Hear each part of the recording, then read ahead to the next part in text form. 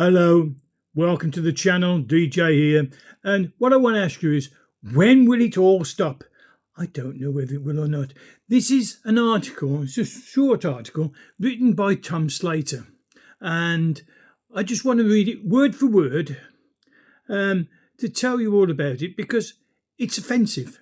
Not Tom Slater, but what he's reporting on. So let me go word for word about what he's saying. And he starts off with, Are you angry? Are you angry about bin collections? Are you potty about potholes? Incandescent about behaviour of your local council or councillors? Well, whatever you do, don't post disparaging things about them on the internet. Unless you want to visit, from the police that is. Yes, saying critical things about your elected local representatives is the latest thing that can get you into trouble with Britain's speech police. If the experience of Helen Jones in Stockport is anything to go by, she was paid a visit by Greater Manchester Police last week after she called on local councillor to resign. The local councillor is known as Labour's David Sedgwick, who had been implicated in the infamous Trigger Me Timbers scandal on the WhatsApp group in which they ousted Health Minister Andrew Gwynn and other Labourites in the Greater Manchester for off-colour jokes made of them, many of them made about their own constituents who voted them in. On Facebook, Ellen Jones posted, Let's hope, in brackets Sedgwick because she didn't name him, does the decent thing and resigns. I somehow think his ego won't allow him. For this and other comments, she was reported to the police for harassment and got a knock on the door from two of Manchester's finest. The police, of course. Can the police be charged with wasting their own time? If so, those officers should be written up pronto. They conceded Helen Jones had committed no crime, but wanted to advise her.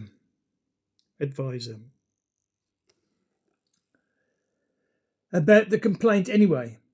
Why didn't they just dismiss the complaint, which Helen Jones believes came from Sedgwick himself? Why didn't they dismiss it out of hand, is anyone's guess. I know we've been accustomed to police showing up at someone's house or home because they've posted something somewhere that someone else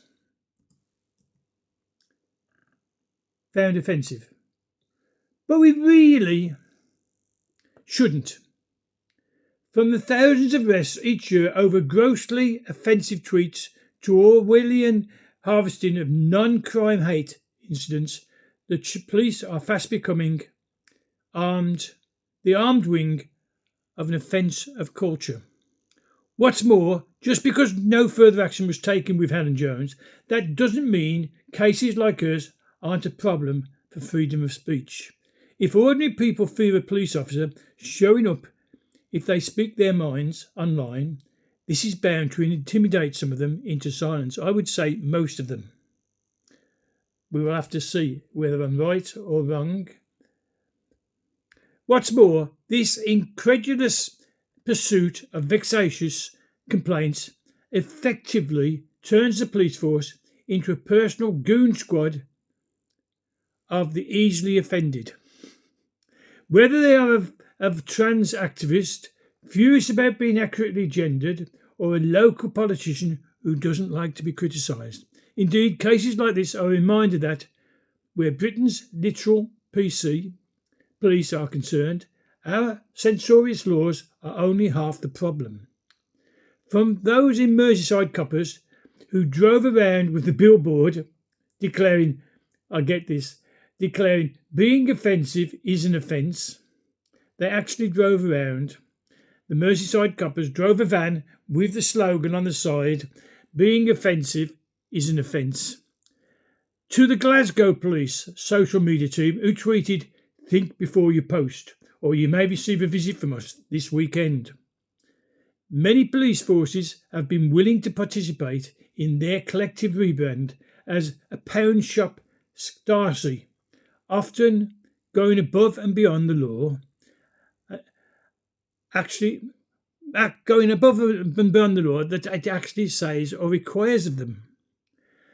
Far be it from me to tell the police how to do their job. I'm still quoting. This is none of mine. I'm reading the whole story he wrote. Far from me to tell the police how to do their jobs, but how about they do their jobs? You know, enforce the law, chase down criminals, attend the occasional burglary, and all this speech policing. It makes them look sinister and ridiculous in equal measures. I would say sinister. It's not ridiculous. It's sinister. When someone knocks on your door, a police officer in uniform, not on his own, but always in pairs or even more, and they knock on your door because you said something. I'm expecting a knock on my door any day now. Because freedom of speech has been curtailed. It is being prevented. It's being stopped. Our freedom to speak our mind, our freedom to speak, our freedom to think. Look at that lady arrested 3 times, accosted by the police 3 times for praying silently, just standing there. And they arrest her for breach of the peace. Okay, she won. She had to go to court, but the anxiety, the stress on her, on that person, on her mind and on her body, because of expectation that she was going to be fined or imprisoned. Because she stood silently. Britain's police have become like the East German Stasi. They've become the brown shirts that Hitler used. They've become the Red Army that Mao used in China. And I'm not exaggerating. The fear of being arrested, harassed, put in jail, that's a police station jail, to be held over until the Monday morning courts, is a fear tactic on people who just want to express what's going on in their mind and what's going on in everybody's mind across the whole country. It's got to stop. Will it? I don't think so. Not under this new government we've got. They are intent on increasing the powers of the police to harass us and to de-insensitize us to carry out and say what we think. And thinking should not be a crime. Saying what we think should not be a crime. It's enshrined in the Equality Act. It's enshrined in the European Human Rights Act. But there are little factors that was instigated in that.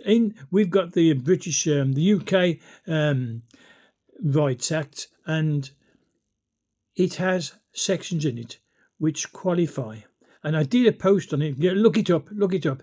I did a post on it where there are certain laws or parts of the Act that stop us speaking our minds.